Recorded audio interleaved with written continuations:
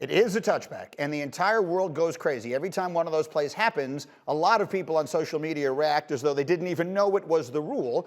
But the reality of it is a rule many of us have been complaining about for a very long time. Orlovsky, your reaction? It's a stupid rule, and the NFL needs to change it. I get it. Like, everyone goes, well, give me an alternative. Well, here you go. Listen, in the NFL, when you fumble a football, to recover it, there needs to be a clear and obvious recovery. Well, when it goes out of bounds, there is no clear and obvious recovery, number one. So the ball would naturally go back to the offense if that was in the middle of the field.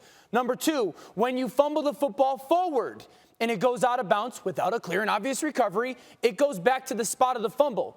Now, if we want to penalize 10 yards when that situation happens and it's got to go back to 11-yard line, that's fine. But to sit here and constantly penalize a team for fumbling at the 1-yard line and stop everybody telling me that, like, Bill Belichick made up this rule where you can only do it on – like, every coach says that, guys.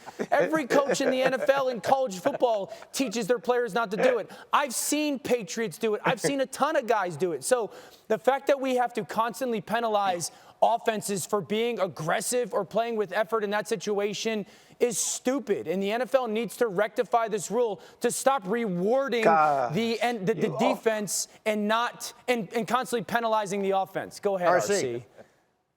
I mean, can we get rewarded for something at some point by some rule? First off, and Dan, of all people in America, I thought you would know that the end zone is sacred. You know the end zone is sacred, Dan.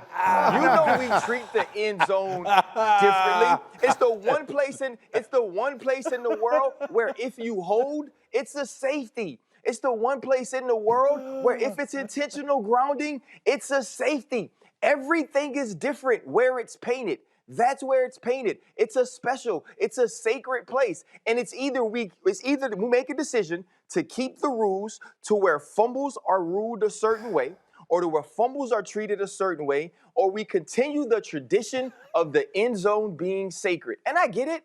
It's terrible.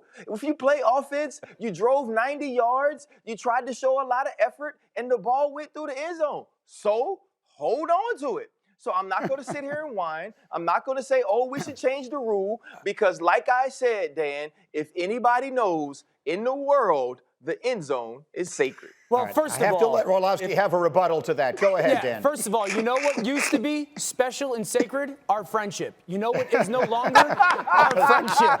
After that 60 seconds, we are done.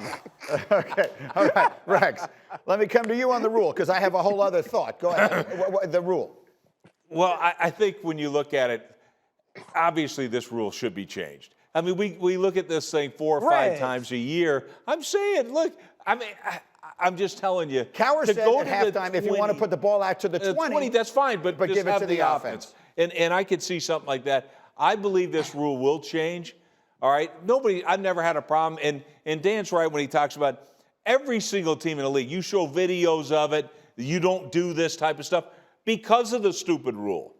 All right? And so, you know, it's not just a Bill Belichick thing, but I can't, you know, as a defensive coach, yeah, you absolutely love it, but it makes no sense. Okay, I want to talk about the Browns season in a moment, but I would also ask the question here very quickly, because there were 2 pieces of that play that were controversial yesterday. There's the rule, which was correctly, no one is arguing that it wasn't correctly interpreted, but clearly the defender launches with his helmet on that play, which is against the rules, and the first words out of your mouth are, well, that's not reviewable.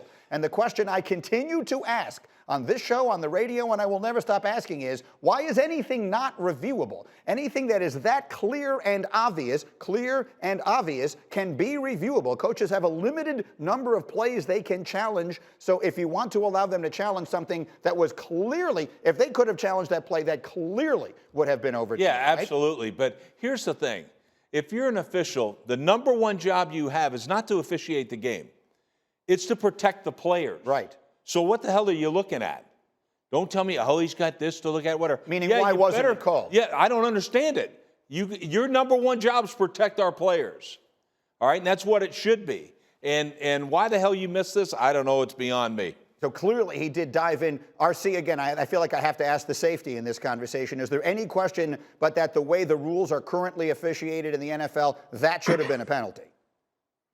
Yeah, with the way the rules are, it's a penalty. I mean, I think the intention of Dan Sorensen there is to make contact with the shoulder. Obviously, the anatomy and the physiology of the body make that impossible in that moment. But with the way the rules are written, if we're going to go by the letter of the rule, if we're going to try to protect the players, no matter the situation, no matter the game, no matter what it means, that call has to be made. And so that's one that they missed. I agree with you, Greeny. That's something that they should be able to review there, because that's truly a game-changing play. But for the matters of player health and safety, that's something they're trying to take out of the football game.